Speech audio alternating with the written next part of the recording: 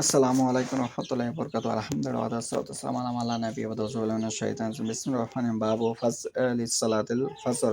আজকের বক্তব্য ছিল ফজরের সালাতের মর্যাদা। আমি যে হাদিসটি তেলাওয়াত করছি বখরি প্রথম খণ্ড পরিবেশনা 2326 হাদিস নম্বর হচ্ছে 573।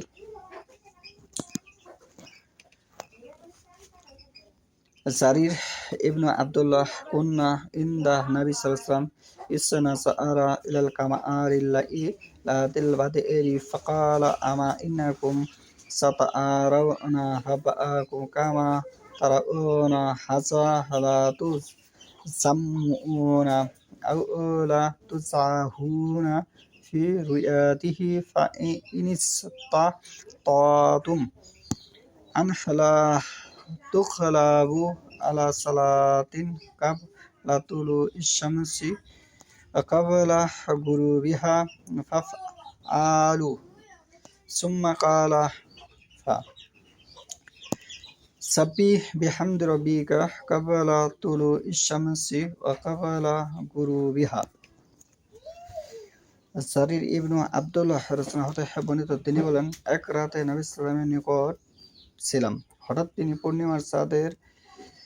পূর্ণিমার রাতের চাঁদের দিকে তাকিয়ে বললেন, শোনো, এটি যেমন দেখতে পাচ্ছ, তোমাদের প্রতিপালককেও তোমরা তেমনই দেখতে পাবে।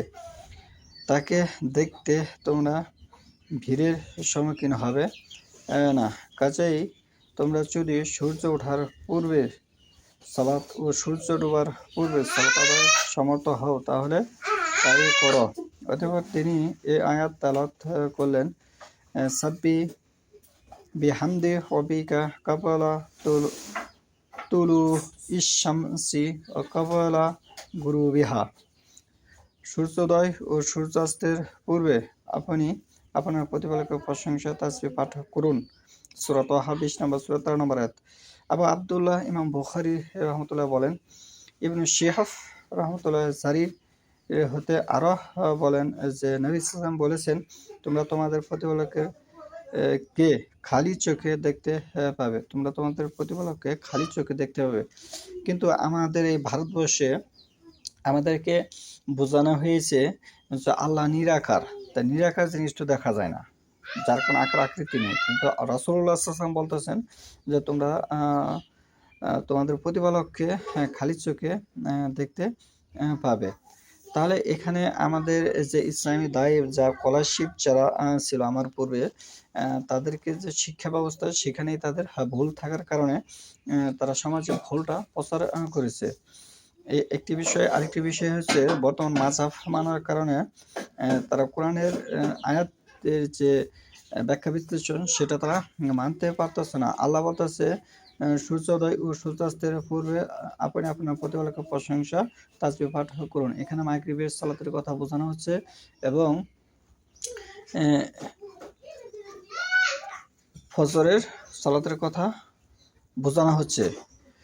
ফজরের সালাতরা বর্তমান মাযহাবী ভাই যারা আছে তারা সূর্যোদয়ের সাথে সাথে ফজরের সালাত আদায় করে থাকে, যা কোরআন এবং হাদিসের একেবারেই বিরোধিতা হচ্ছে।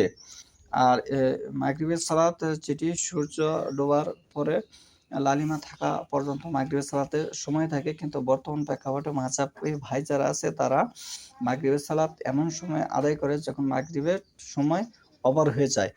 এই দুটি কাজ কোরআন এবং হাদিসের বিরুদ্ধে হচ্ছে। এখান থেকে আমাদের ফিরে এসে কোরআন এবং হাদিসকে মূল্যায়ন করতে হবে। যে ইসলামকে ভালোবাসে, আল্লাহকে ভালোবাসে, মুহাম্মদ সাল্লাল্লাহু আলাইহি ওয়াসাল্লামকে ভালোবাসে, সে অবশ্যই রাসূলুল্লাহ সাল্লাল্লাহু আলাইহি ওয়াসাল্লামের আনুগত্য করবে। হাদিসকে মূল্যায়ন করে রাসূলুল্লাহ সাল্লাল্লাহু আলাইহি ওয়াসাল্লামকে মূল্যায়ন করা হবে।